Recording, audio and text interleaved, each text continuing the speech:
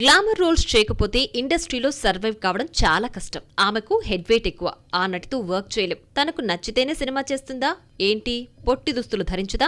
అబ్బో, ఇలాంటి ఎన్నో కామెంట్స్ కెరీర్ స్టార్టింగ్ లో చేసిన తొలినాళ్లలో సాయి పల్లవి గురించి వినిపించిన మాటలు. కానీ అన్నిటికీ సైలెన్సే సమాధానమని భావించింది ఈ న్యాచురల్ బ్యూటీ. ఒకరంటున్నారని ఎప్పుడూ తను నమ్మిన థియరీని విడిచిపెట్టలేదు. ఆఫర్ల కోసం పరిగెత్తలేదు. కథలో తనకు ప్రాధాన్యత ఉంటేనే ఓకే చేసింది.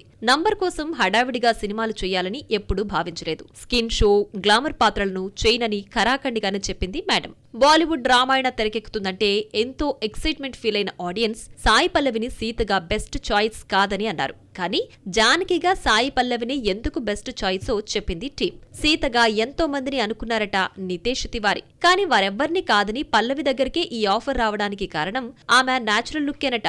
అలాగే no glamour show, no makeup, no surgeries వంటి లక్షణాలు కూడా భానుమతి దగ్గరకు ఛాన్స్ వచ్చేలా చేశాయి. సీతాదేవి పాత్రకు ఆమెని 100% న్యాయం చేయగలదని భావించి తీసుకున్నారని మూవీ టీం చెబుతోంది. రాముడిగా రణ్బీర్ ను తీసుకోవడం వెనుక రీజన్ చెప్తూ ఆయన స్క్రీన్ ప్రెజెన్స్, చార్మింగ్ లుక్, ముఖంలో ప్రశాంతతే ఆ రోల్ దక్కేలా చేసిందని చెబుతోంది నమిత్ మల్హోత్రా టీం. ఇక 2 భాగాలుగా తెరకెక్కుతోన్న ఈ సినిమా 2026 దీపావళికి, 2027 దీపావళికి రిలీజ్ కాబోతోంది. ప్రైమ్ ఫోకస్ రావణాసురుడిగా కనిపించబోతున్నారు యష్. నిర్మాణ సంస్థ మాన్స్టర్ మైండ్ క్రియేషన్స్ సంయుక్తంగా నిర్మిస్తున్నాయి. ఇప్పటి వరకు 1600 కోట్లు అనుకుంటుండగా రీసెంట్ గా 4000 కోట్ల బడ్జెట్ అని తేల్చారు మేకర్స్. అంతేకాదు గ్లోబల్ లెవెల్లో మార్కెటింగ్ చేసేందుకు ఇప్పటి నుంచే స్ట్రాటజీ ప్లాన్ చేస్తున్నారట మేకర్స్. బాలీవుడ్ ప్రాజెక్ట్ అన్న మాటే కానీ పాన్ ఇండియా లెవెల్లో మూవీ రిలీజ్ కాబోతోంది. మరి సీతగా సాయి పల్లవి ఏ మేరకు ఆకట్టుకుంటుందో చూడాలి.